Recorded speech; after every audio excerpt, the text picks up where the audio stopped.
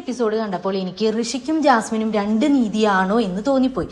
കാരണം ഇവിടെ ഋഷി മോശമായ പദപ്രയോഗങ്ങൾ ഉപയോഗിച്ചതിന് ലാലേട്ടൻ വളരെയധികം ക്ഷുഭിതനാകുന്നുണ്ട്.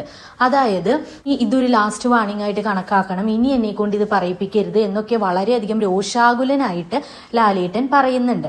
ഇവിടെ ഞാൻ ഒരു തരത്തിലും ഋഷിനെ സപ്പോർട്ട് ചെയ്യുന്നില്ല. ഋഷിയേക്കാൾ വയസ്സിന് മൂത്ത ശരണ്യേനെയും അപ്സരേനെയും ഡി, പോടി, തൊള്ളയടക്കടി അങ്ങനെയൊക്കെ പറഞ്ഞതിനോട് എനിക്ക് ഒട്ടും യോജിക്കാൻ സാധിക്കുകയില്ല. എങ്കിൽ പോലും പിന്നീടുണ്ടായ ഒരു കോൺവെർസേഷനിൽ പവർ ടീമിനെ ലാലേട്ടൻ ചോദ്യം ചെയ്യുന്നുണ്ട്, എന്തിനാണ് ജാസ്മിനെ ജയിലിൽ വിട്ടത് എന്ന് ചോദിച്ചിട്ട്. അതിന് അവർ പറഞ്ഞ കാരണങ്ങൾ 3 എണ്ണമാണ്. ഒന്ന്, ആ കിച്ചണിൽ പ്രൊവോക്കിംഗ് ആയിട്ടുള്ള രീതിയിൽ ഗ്യാസ് ഓഫാക്കിയത്. രണ്ടാമത്തേത് ഉറങ്ങിയത്.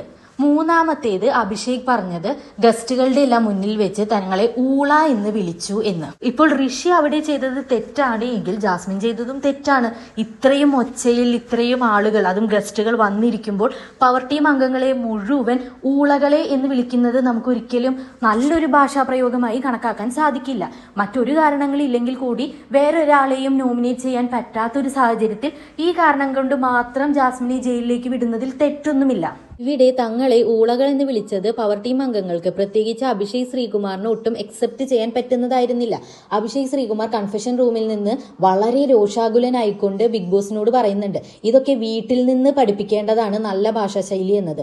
ഇതൊന്നും ഇവിടെ വന്ന് തിരുത്താനൊന്നും ഞങ്ങൾക്ക് സാധിക്കുകയില്ല. എത്ര ആളുകളുടെ മുന്നിൽ വെച്ചാണ് അവൾ ഞങ്ങളെ ഊളകൾ എന്ന് വിളിച്ചത് എന്ന്. ഇതിനൊന്നിനും ലാലേട്ടൻ ഇവിടെ ചോദ്യമേ ചെയ്തിട്ടില്ല.